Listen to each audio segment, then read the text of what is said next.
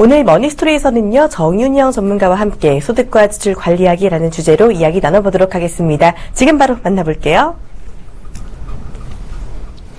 네, 안녕하십니까. 그 주말엔 잘 보내셨는지 모르겠습니다. 특히 요즘 감기가 유행이라고 하는데요. 우리 시청자분들도 감기 꼭 조심하셨으면 좋겠고요. 자, 감기 조심하려면 제일 먼저 해야 되는 게 잘 먹고 잘 자는 거죠. 다시 말하면 일상생활에 기본이 잡혀 있어야 건강관리도 잘 된다, 이런 뜻인데, 이 자산관리도 마찬가지입니다. 수입, 지출, 관리하는 거 아마 많은 얘기 들어보셨겠고, 아마 이 부분에 대해서 많이 관심을 갖고 노력을 하시겠지만, 사실 어떤 부분에 어떻게 내가 관리를 해야 되는지 모르시는 분들이 은근히 많습니다. 소득과 지출 관리를 잘 하는 것이 재테크의 시작임에도 불구하고 그 부분을 놓치고 가면 안 되기 때문에 그 부분에 대해서 다시 한번 아주 일반적인 얘기지만 반드시 알아야 될 내용이기 때문에 이 부분을 오늘 좀 말씀을 드리고자 합니다. 자, 첫 번째, 재테크의 시작, 현금 흐름을 파악하라. 이 흐름이라는 단어를 잘 보시면 그냥 말 그대로 흐름입니다. 돈의 흐름을 어떻게 파악하느냐. 그렇다면 나를 기준으로 돈이 어떻게 흘러가는지 봐야겠죠. 그러면 두 가지가 되겠습니다. 첫 번째, 소득이 되겠죠. 나에게 들어오는 소득, 그 다음에 나를 통해서 거쳐서 나로 인해서 나가야 될 부분, 지출. 자, 많은 부분의 신경을 지출에다 많이 쓰십니다. 어디에 썼고 얼마를 재테크하고 돈이 얼마가 나가고 그래서 돈이 모자라. 그런데 실제로 저희가 나가서 많은 분들께 여쭤봅니다. 당신의 소득은 얼마세요? 대략 한 연봉으로 따지면 3천, 월소득으로 따지면 한 250 정도 될 겁니다. 그런데 그분들이 말하는 소득이 과연 실소득일까요? 아니면 통장에 찍혀있는 소득일까요? 직장인분들이 많은 실수를 하시는 게 뭐냐면 내가 얼마를 벌고 있다. 그래서 내가 얼마를 쓸 수 있다라고 생각하시는데 이게 굉장히 잘못된 생각이 뭐냐.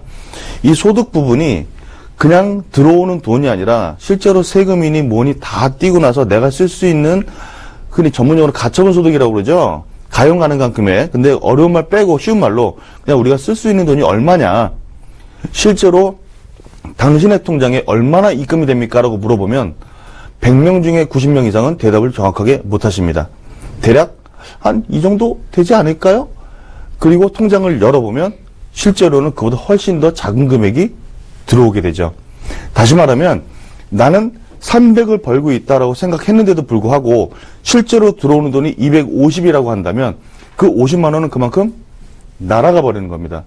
이분 입장에서는 나는 300 정도 쓸 수 있다고 생각했는데 실제로 들어오는 돈이 250밖에 못 들어오면 항상 이분은 50만 원이라는 자금을 쪼들리게 사시는 거예요. 그러니까 항상 내가 왜 돈을 버는데 왜 돈이 모자라지? 이 돈 도대체 어디 갔지라고 얘기하시는데 사실은 소득 측정이 제대로 안 됐기 때문에 내가 얼마를 쓸 수 있는지 그 금액에 대한 기준이 잡히질 않는 겁니다. 다시 말하면 내가 얼마를 쓸 수 있다. 그러려면 얼마가 들어오는지 정확하게 아셔야 되는데 그 부분을 모르신다는 게 가장 큰 문제죠.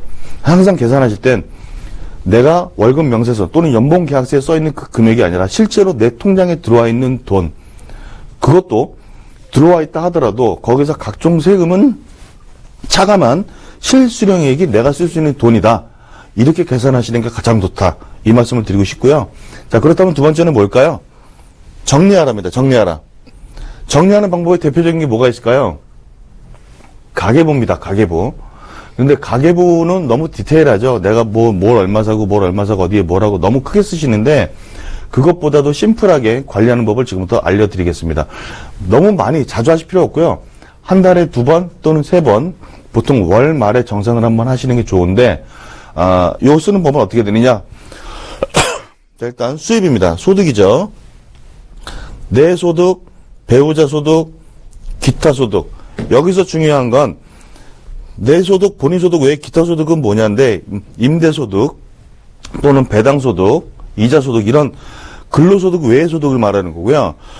많은 부분이 기타 소득에서 나나 배우자의 기본소득 외에 보너스 수당을 여기다 집어넣는데 그건 아닙니다. 내 기본 근로소득에다가 뭐 분기나 또는 명절이나 이럴 때는 들어오는 그 보너스 제도 같은 경우도 다 본인의 이름으로 입력을 해 놓으셔야만 된다라는 것. 그게 가장 중요하고요. 이 부분에 적을 때는 세금을 제외한 실수령액을 적으시는 게 가장 중요하다. 내가 250을 번다고 해서 250 아니라 250에서 실수령액은 얼마다. 예를 들면 자, 나는 수령액이 300 알고 있었어요. 근데 실제로 받아보니까 이 금액이 안 돼요. 왜 그럴까요? 아주 기본적인 하나만 빼드릴게요. 직장인들은 뭘 빼죠, 여기서? 국민연금을 뺍니다. 국민연금은 근로소득의 약 9%를 빼죠. 3927. 일단 내가 받는 300만 원이 아니라 300만 원에서 국민연금 뺀 이 한 270만 원 정도만 내 통장에 들어온다는 거예요. 요거 하나만 빼도. 근데 이런 것도 다 계산을 안 하고 나는 300을 버니까 300 하시고 27만 원 이 국민연금 어디다 적느냐? 지출에다 적습니다. 지출에다 적는 게 아닙니다. 그런 부분은. 내가 아예 만져보지도 못한 돈은 여기다 적으실 필요 없습니다. 자, 그 다음 지출은 어떻게 관리하시냐? 뭐 여러 가지 용어가 있죠. 전문가들이 쓰는 말, 어려운 말 다 빼고 그냥 저는 쉽게 정리했습니다. 생활비입니다. 생활비. 말 그대로 의, 식, 주. 먹고 사는데 들어가는 돈입니다. 그리고 두 번째는 기타 지출.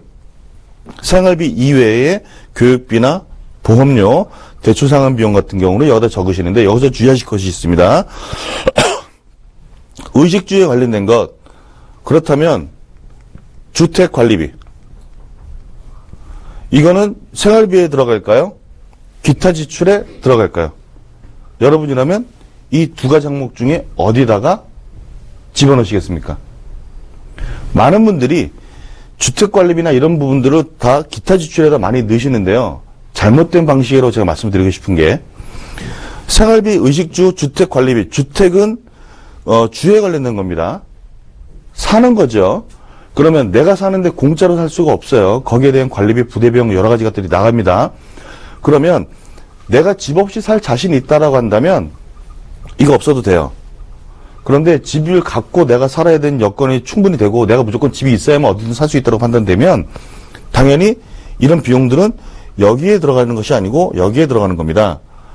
이거를 좀 더 쉽게 설명을 드리면 생활비 하면 내가 죽을 때까지 써야만 되는 돈입니다. 내가 살아있는 한 무조건 나가는 돈은 무조건 생활비에 들어간다고 보시면 돼요. 그렇다면 기타 지출은 뭐냐? 잘 보시면 납부하는데 제한이 있습니다. 대부분 내가 경제활동을 하면서 소득이 발생시키는 구간 동안에 지출해야만 되는 금액인데 만약에 소득이 없음에도 불구하고 이 부분이 계속 나간다고 한다면 이거는 심각한 문제가 발생됩니다. 왜?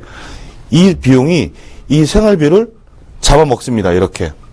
그러나 의식주가 안 돼요. 제가 초반에 말씀드렸죠. 기본적인 생활이 안정이 돼야 된다. 그런데 이런 비용들이 이 의식주 기본 생활을 잡아먹는다? 그러면 박살나게 되어 있습니다. 그래서 항상 이런 비용들은 소득이 있는 구간 동안에 모든 걸 다 해결해야 된다. 그리고 소득이 있던 없던 생활비는 무조건 나간다. 그래서 노후 생활은 뭘 준비한다? 이걸 준비하는 것이 아니라 요 생활비 요것만 준비하시는 겁니다. 이 생활비만 잘 마련하면 노후 생활은 문제가 없으시겠죠. 그렇죠?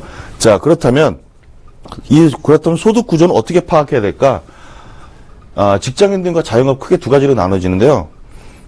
직장인은 고정소득이 있습니다. 기타 소득은 뭐 2, 4, 6, 80 이런 식이나 분기에 한 번 또는 명절에 한 번씩 소득이 들어오죠. 이 부분도 내 소득인데 이걸 어떻게 관리하느냐가 중요하고요. 이게 포인트가 되겠고요.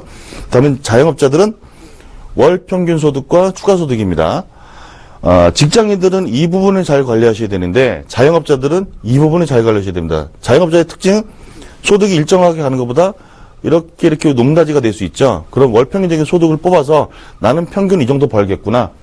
이 답이 나와야 그 다음에 소득 관리가 가능하다는 거. 그래서 직장인들은 이 부분, 자영업자들은 이 부분 관리 잘 하시면 되고요.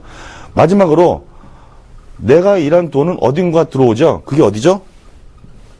통장입니다.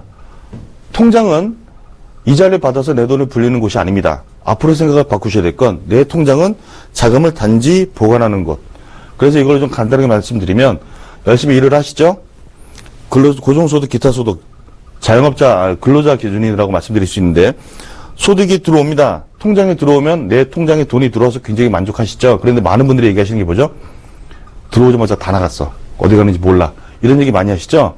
자, 지출, 저축, 나가는 돈 제대로 배분을 잘 하시고, 그 다음 나머지 돈, 비상금 통장이라는 말을 써놨는데, 항상 내 생활에 관련된 돈은 따로 마련하셔야 된다. 그리고 또 하나, 쓰고, 남은 돈 남았다고 더 쓰시면 안 되고, 남은 돈은 항상 따로 보관을 해서, 이 비상금에 들어있는 통장이 이렇게 다시 소득이 돼서 다시 돌아올 수 있는 이 선순환 구조를 만드시면 아마 소득 구조 관리하시는 데 훨씬 더 도움이 되실 텐데요. 직장인이든 자영업자든 일단 소득 관리부터 하시고 그 다음에 지출 관리에 들어가셔야 되는 것, 이거 하나만 명심하시고 실제 내 수령액이 얼마인지 그걸 먼저 파악하시는 게 재테크의 시작이다. 이런 말씀을 드리면서 오늘 시간 마치도록 하겠습니다.